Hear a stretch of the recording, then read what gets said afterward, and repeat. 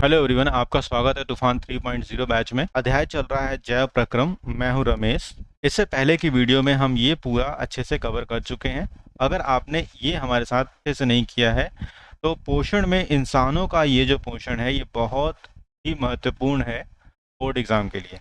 तो इन वीडियोस को आप प्लेलिस्ट में देख सकते हैं। चलिए आज यहाँ से शुरू करते हैं। कई बार हमें कन्फ्यूजन होती है कि श्वसन और सांस लेने में अंतर क्या होता है। श्वसन में ऑक्सीजन की मदद से हमारी जो कोशिकाएं होती हैं साधारण भोजन यानी ग्लूकोज को तोड़कर उससे एनर्जी निकालती हैं। क्योंकि यह कोशिका के अंदर होता है इसलिए कोशिकीय श्वसन कहते हैं। जबकि सांस लेने में दो मुख्य चीजें होती हैं। सबसे पहला सांस लेते हैं जिसमें ऑक्सीजन अंदर जाती है हमारे शरीर के, और सांस छोड़ते हैं जिसमें कार्बन डाइऑक्साइड बाहर निकल के आती है। यह ग्लूकोज जो शर्करा के पाचन के बाद बना था वह हमारे रक्त में आ जाता है छोटी आंत से। छोटी आंत से रक्त में आने के बाद यह कोशिका के अंदर कोशिका द्रव में यह पायरुवेट और एनर्जी ऊर्जा में बदल जाता है। यह पायरुवेट तीन तरीके से इस्तेमाल होता है अलग अलग जीवों में।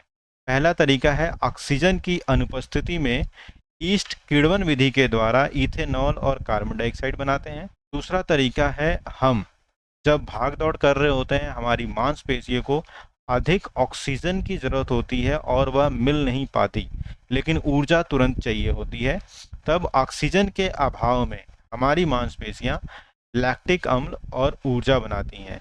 ये वही लैक्टिक अम्ल है, आपने क्रिकेट प्लेयर्स को देखा होगा, अचानक से रन करते हुए उसके पाँव में खिंचाव आ गया तो पाँव में दर्द होता है अगले दिन या उसके कुछ समय के बाद। तो इस लैक्टिक एसिड के कारण से ऐसा होता है। और तीसरा सबसे महत्वपूर्ण है जो हर समय हमारे शरीर में कोशिकाओं में होता है, ऑक्सीजन की उपस्थिति में माइटोकॉन्ड्रिया कार्बन डाइऑक्साइड जल और ऊर्जा निर्मित करती है। सबसे अधिक ऊर्जा इस वाली प्रोसेस में मिलता है और सबसे कम ऊर्जा इस वाली प्रोसेस में मिलता है। ये इथेनॉल वही है जो हम अल्कोहल कहते हैं मेडिसिन बनाने के लिए, या फिर जो मार्केट में शराब अवेलेबल है वो इसी एथेनॉल का दूसरा रूप है। श्वसन को इन्होंने इस टेबल में दिखाया है वायवीय श्वसन और अवायवीय श्वसन। वायवीय श्वसन का मतलब है ऑक्सीजन की उपस्थिति में जो श्वसन होता है उसे कहते हैं वायवीय श्वसन। ऑक्सीजन की अनुपस्थिति में होता है तो उसे अवायवीय श्वसन कहते हैं। वायवीय श्वसन में ग्लूकोज पूर्ण रूप से टूट जाता है कार्बन डाइऑक्साइड, पानी और ऊर्जा में, जबकि अवायवीय श्वसन में ग्लूकोज इथेनॉल और लैक्टिक एसिड में टूटता है। अगर आपसे मैं कहूँ तो ये वाला जो पोर्शन है ये वायवीय श्वसन है, जबकि इसके इधर ये जो दो पोर्शन है जिसमें वायु कम या जरूरत नहीं है उसको हम कहते हैं अवायवीय श्वसन। इसी को हम यहाँ पर दोबारा रिवाइज कर रहे हैं।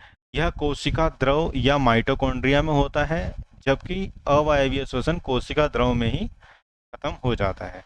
अधिक ऊर्जा और कम ऊर्जा निकलती है मानव में ईस्ट में या मानव की मांसपेशियों में अवायवीय श्वसन होता है। अब बात करते हैं उन तरीकों की ऑक्सीजन और कार्बन डाइऑक्साइड का लेन देन वायवीय श्वसन में कैसे होता है।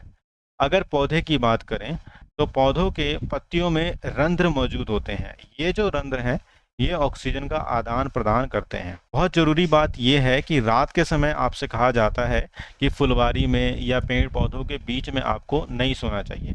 ऐसा इसलिए होता है क्योंकि प्रकाश संश्लेषण रात के समय पौधे नहीं करते जबकि श्वसन कर रहे होते हैं।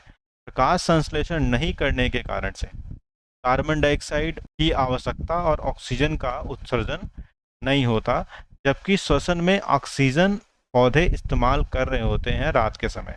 तो पौधों के आसपास जो ऑक्सीजन है वो ये खुद ही ले रहे होते हैं। तो अगर कोई व्यक्ति फुलवारी में बगीचे में है तो उसको ऑक्सीजन कम मिलेगी, उसका दम घुटेगा और उसकी डेथ भी हो सकती है।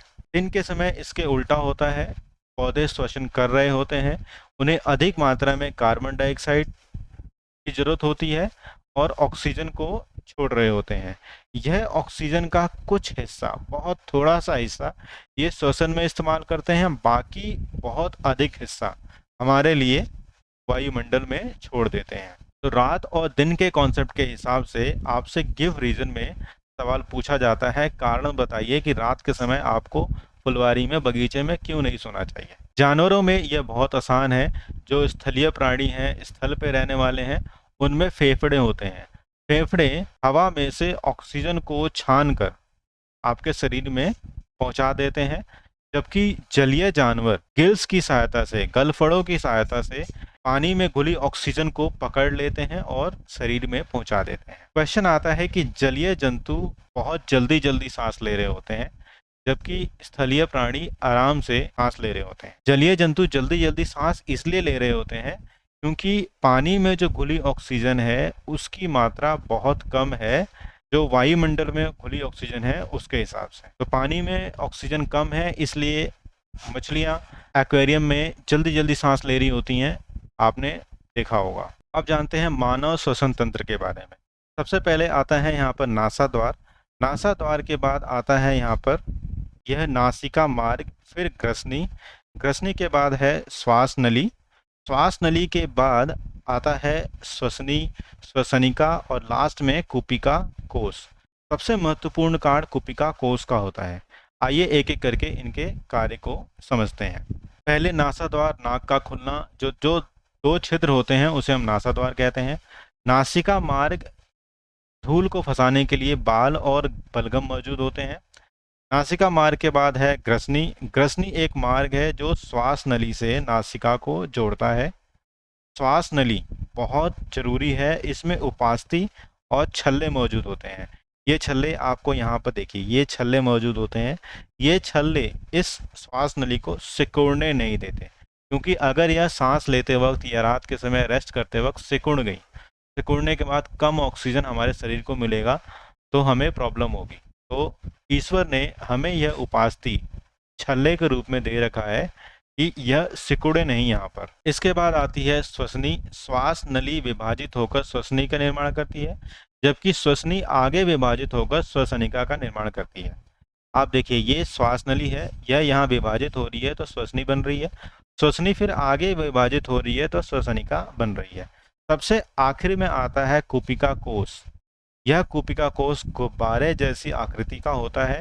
पूर्ण रूप से गैसों का आदान प्रदान, मीन्स ऑक्सीजन यहाँ से रक्त में जाना और रक्त से कार्बन डाइऑक्साइड का जाना मुख्य रूप से इस कोपिका कोश या गुब्बारे जैसी वायु कोशिकीय थैली में होता है। तो 1 नंबर का सवाल यहाँ पर आपका मिल जाएगा। यह जो कुपिका कोश यहाँ पर है, यह रक्त में डूबे हुए होते हैं।